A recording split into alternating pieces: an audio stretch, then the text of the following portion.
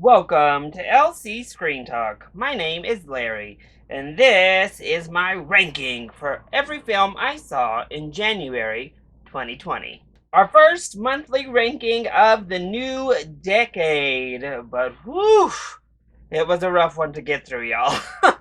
Yes, January truly lived up to its reputation to kick us off in 2020. Now, if you're not familiar, this is the monthly ranking series in which I rank all of the new releases I saw for the first time in theaters for that month. Now, in saying that, I will not be including 1917 and Just Mercy in this ranking. They're both technically 2019 releases. If you want to see how I felt about them, I have reviews for both, as well as 1917 being included in my December ranking. However, there is a 2019 release I did decide to include because I had a Fathom event, and really there was no other qualifying release for it prior to this month. So I am including Weathering with You, won't be including 1917 and Just Mercy. With saying all of that, these are movies I saw for the first time because they became available to me for the first time in the month of January. They are new releases, including one Netflix release. The rest I saw in theaters for the first time. Now, this is just my ranking, my own personal opinion.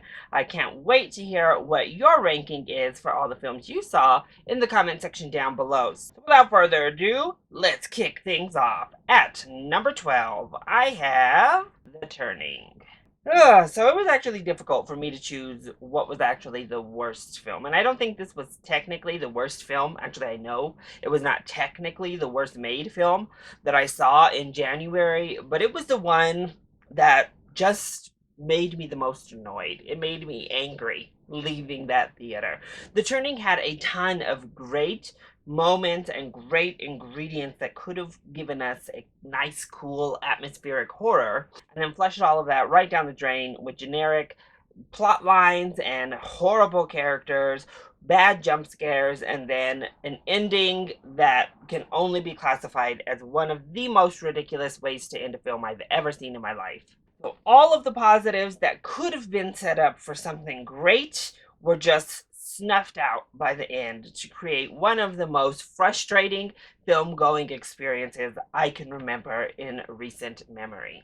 Coming in at number 11, I have A Fall from Grace. Yes, the Tyler Perry debut on Netflix. A Fall from Grace is every Tyler Perry film you've seen before, just done more poorly. I think this is his worst executed film, at least in several years. You're supposed to grow as you make more films. You're supposed to enhance your skill and get better at your craft. But according to this movie, Tyler Perry has actually regressed, which is quite shocking. And I've been a Tyler Perry defender quite often in the past. And the stuff I enjoy is present here, mainly that when it comes to working Black actors and actresses, Tyler Perry does a great job of giving these really talented people a spotlight to shine in. And that's the case here again because I think all of the actors are really trying. They're giving it their go with the material that they're given. And I think they give solid enough performances, or at least as solid as they could. However, Cicely Tyson, we gotta find you somebody else to work with, girl. This type of role here that he put you in is so far beneath you, I don't really know what to say. But wow, this movie was a mess. On one hand, it is kind of fun, ridiculous, lifetime movie schlock. On the other hand, it is just so poorly executed that I think even Lifetime would second guess airing this. We've all seen it across online. I mean, they drastically change wigs within the exact same scene. You can see one of the actors reading their script online.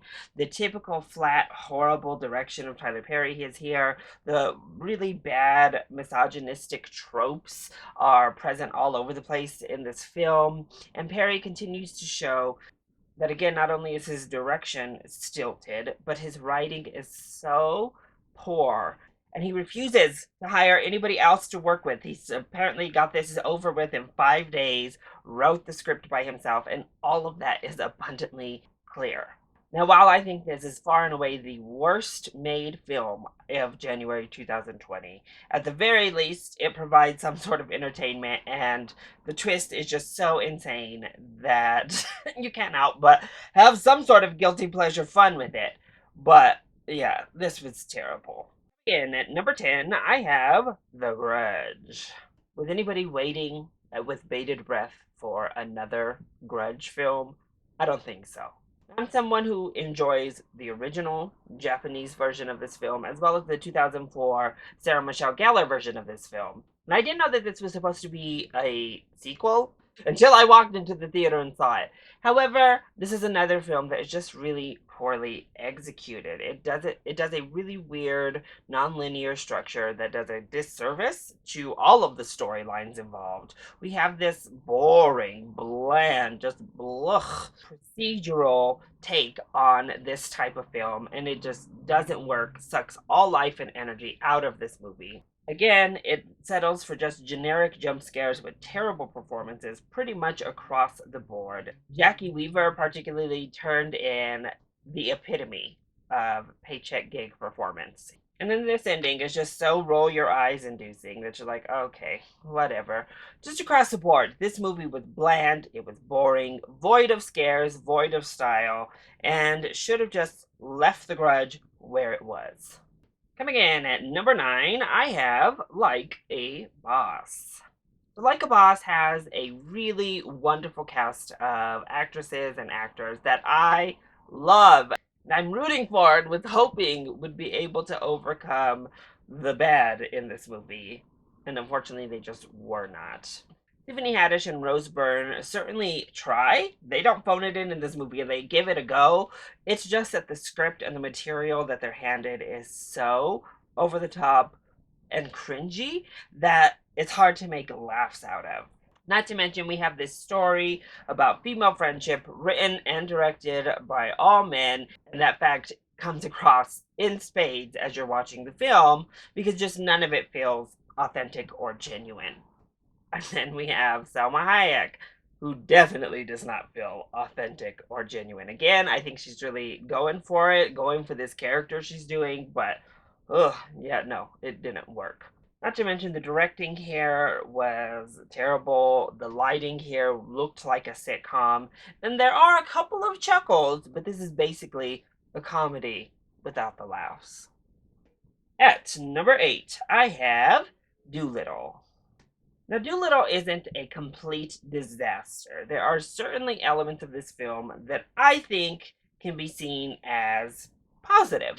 There are certainly saving grace aspects of this film. First of all, particularly, the messages of the film are, as you would hope, really positive, and they come across very well. I do also think there are some fun little set pieces in here, fun little moments, if you will. But overall, this is just a really misguided step. First of all, Robert Downey Jr. and that accent, I was baffled. I don't know why he made that acting choice, but choices.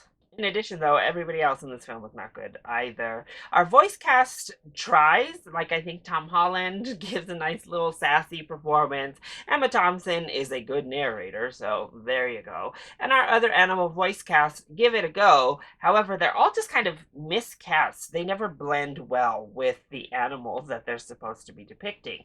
The animals themselves sometimes look good, and sometimes you can see that monstrous budget on the screen, and then other times they just look like trash. Not to mention, we blow up what should have been a small, quaint type of story into this huge adventure that's overblown, over the top, and ridiculous. That leads us to that infamous dragon scene that everybody has heard about at this point, that is even more outrageous than you've heard.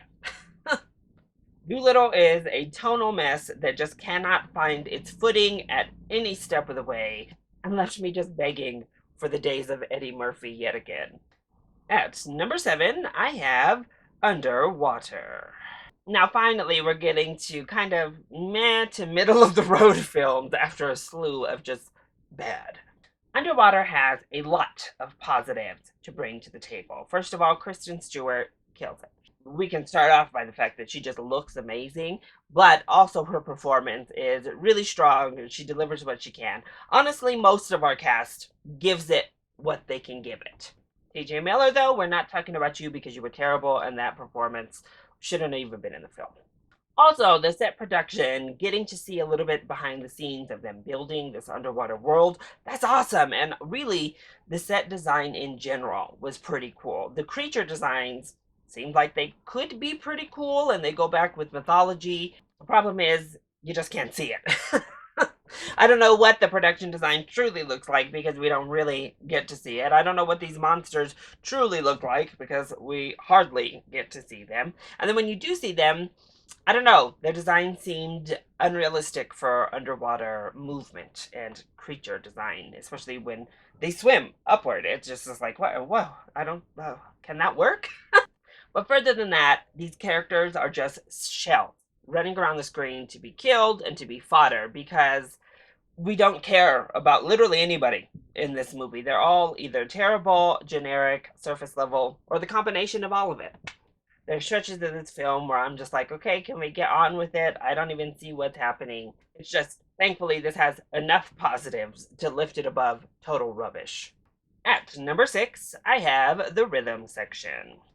So I think this film is just kind of fine across the board. It just is there, it exists. But that's enough to get you all the way up to number 6 in January. Blake Lively turns in a really solid lead performance that helps to ground all of the material and give this character some sort of energy.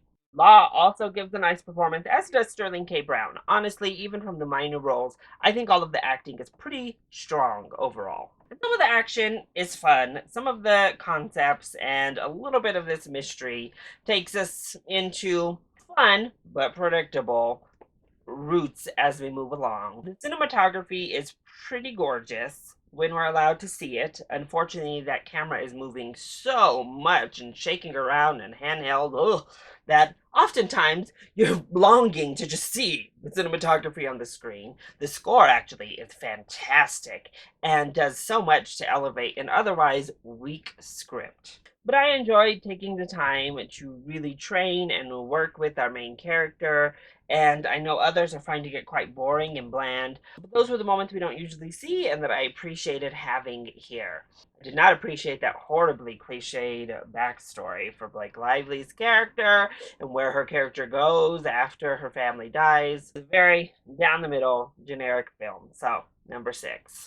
Coming in at number 5, I have The Last Full Measure. A film with an all-star talented cast that somehow managed to completely go under the radar. Speaking on that all-star cast, I think they actually deliver really strong performances. Samuel L. Jackson gives a performance unlike one he's given in some years. Christopher Plummer elevates everything he touches and does so yet again. And Sebastian Stan really turns in a nice performance as well as our film's lead. The problem definitely comes in with the script itself and the filmmaking at large just not quite being up to par. Our script is very procedural and by the numbers, oftentimes opening a lot of interesting doors and taking us down interesting avenues that would have been really fun to explore in this kind of format, but instead opting to leave all of those more complicated issues wide open without really touching them to opt for just a generic feel good. But the initial story that we're basing this entire film off of is really interesting and deserving of being told, and they tell it well enough to keep your interest and keep you invested in the plight of our characters and the storyline unfolding on screen. Again, those performances are strong enough to keep you hooked into what emotional stakes need to be held. And then seeing those men, particularly at the end of this film, the real life soldiers who lobbied for over 30 years to get this Medal of Honor awarded, was probably the best part of the whole film. It was really wonderful. So, The Last Full Measure is a pretty safe, serviceable type of true story film. Has so much going for it, it couldn't just quite get over the hump to be the great film that it could have been. Coming in at number 4, I have Bad Boys for Life. Everybody seems to just love this movie so much, and I wish I was there with y'all. I really, really do. But while I didn't love this movie or think it was all that great, it was good enough, certainly. Now, this movie is completely held up and saved by Martin Lawrence and Will Smith.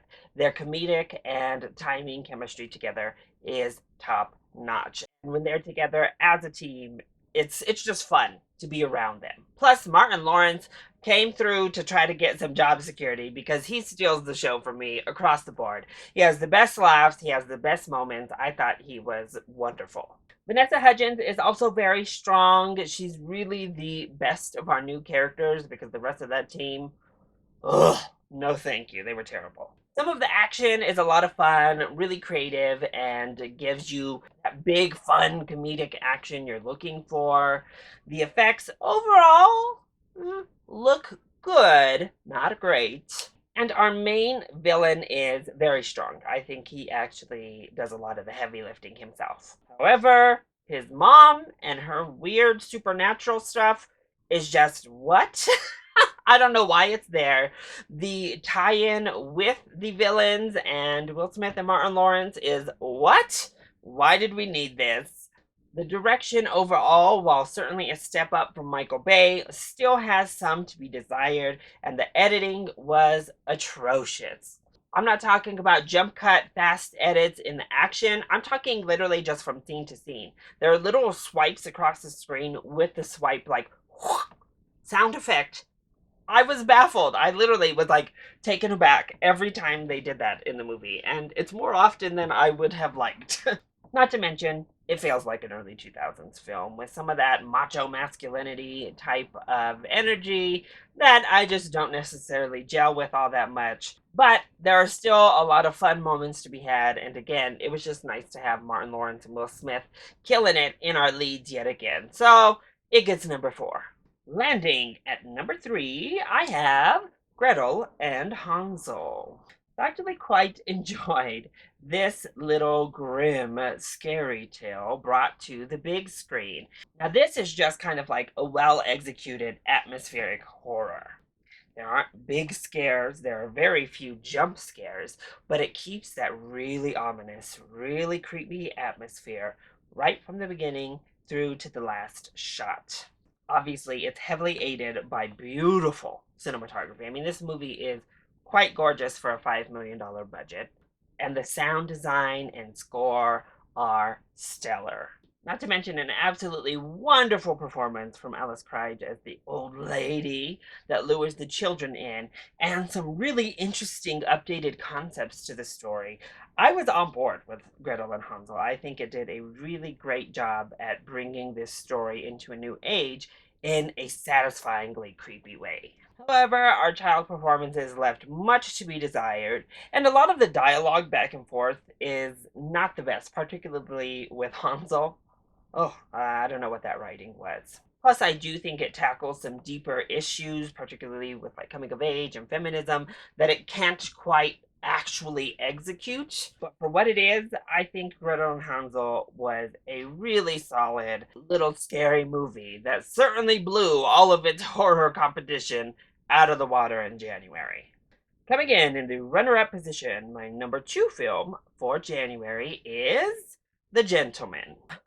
I thought this film was a blast. Just a pure fun time at the movies.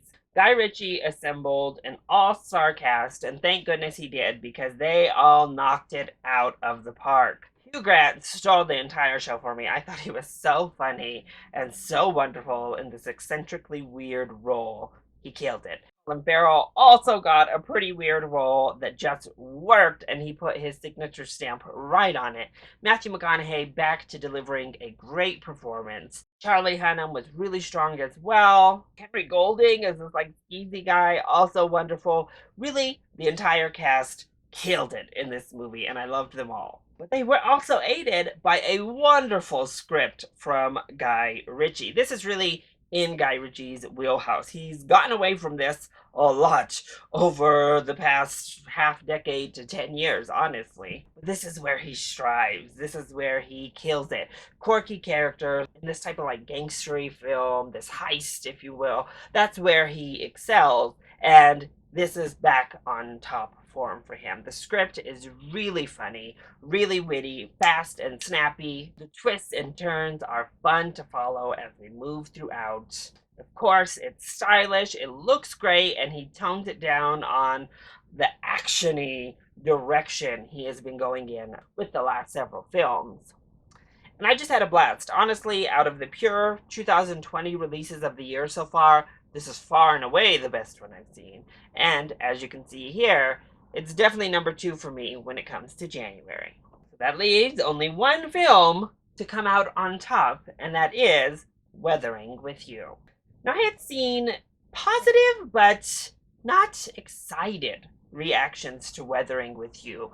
I loved Your Name, much like so many others out there loved Your Name. So I was very excited to go and see Weathering with You. However, again, I lowered my expectations when I saw others' reactions to the film. I have to say, though, I loved this movie.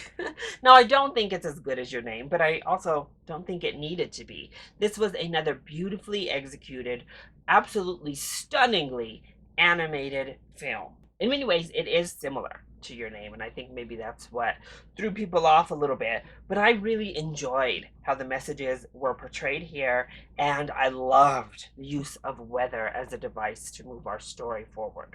Plus, this ending is a bit of a controversial ending, I believe, but it was a very daring narrative choice that was great, and I really enjoyed seeing that type of risk. Not to mention, I really latched on to all of our main characters. I thought they were wonderful, really well realized, and all complex, deeper people within this world. As I said, that animation is out of this world. It is so beautiful, stirring, and stunning. And then this music, the score, the original songs that were made just for this film, they take you to another world. They are so magnetic and transformative. It is some really, really magnificent stuff. And it'll get you. It swept me up emotionally. It made me laugh quite a bit. It had me invested, and I was fully on board with pretty much everything this film had to say. The ending, I didn't quite love just because it was so similar to Your Name. Overall, I think this was a beautifully well-made anime that turned out to be one of the better animated films of 2019. So that's it. That is my ranking for January 2020. What did you think of how I ranked these films? And more importantly, what does your ranking look like for all of the films you saw in January? Let me know either in the comment section down below, or you can hit me up on Twitter. And if you like this video, hit that like button down below and subscribe to the channel so you are always up to date on my latest videos. I love you all so much for your continued support. Mwah! Thank you for watching, and I'll see you next time. Bye!